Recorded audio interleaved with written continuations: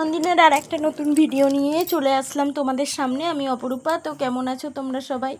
তো আমি তো এখন অনেক ভালোই আছি। তো আমি সকাল সকাল উঠে আগে বিছানা ঝেড়ে নিলাম, তারপর আমি স্নান করতে চলে এসেছি, কারণ পুজোটা সকাল সকাল হয়ে গেলে না খুব একটা ভালোই লাগে। তো ছাদে চলে এসেছিলাম, তারপর আমি জামা কাপড় শুকোতে দিতে। আর এখন তো আমি আমার পুজোটাও সেরে নিচ্ছি। আর দেখলে তো ছাদেই আমাদের তুলসী মঞ্চ, ওটাও ধুয়ে নিলাম। আর আমি প্রথমে স্নান করে এসেই সানস্ক্রিন ইউজ করি, তারপরে এই পুজোটা করতে মাঝখানে যতক্ষণে গ্যাপ, তারপরে আমি এই আমার জেল ক্রিমটা ইউজ করি।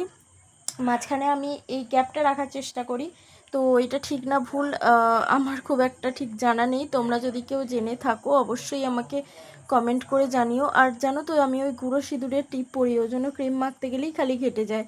তো আমি তো এখন ছাদে চলে এসেছি জামা কাপড় তুলে নেওয়ার জন্য। আর এত পরিমাণে রৌদ্র উঠেছে যে মানে চারিদিকে ঠিকঠাক করে তাকাতেও পাচ্ছি না। মনে হচ্ছে জামা কাপড়গুলো তুলে নিচে যেতে পারলে আমার মানে ভালো লাগে আরেকটু। তো এখন তো সন্ধ্যা হয়ে গেছে, আমি একটু গাটা ধুয়ে নিলাম যেহেতু আমি সন্ধ্যা দেবো। তো এখন তো আমার সন্ধ্যা দেয়া কমপ্লিট হয়ে গেছে। আর সন্ধ্যার টিফিন আজকে আমাদের কী ছিল সেটা তো অলরেডি অনেকক্ষণ আগেই তোমাদের সাথে আমি শেয়ার করেছি। সেটাই এখন ভিডিওর মাধ্যমে তোমরা দেখতে পাবে। আমি আর মা চলে এসেছি পাঁপড় ভাজতে।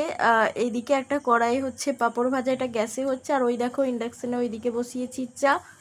তো এটা দিয়ে আজকে আমরা আমাদের সন্ধ্যার টিফিনটা সারবো। তো খুব ভালো থেকো আমার পরিবার।